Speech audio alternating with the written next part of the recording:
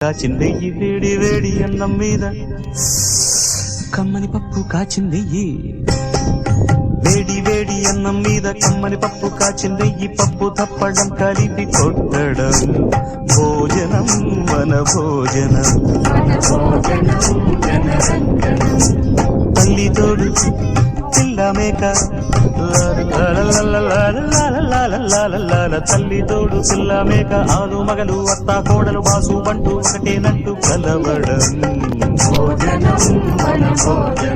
భోజనం వన భోజనం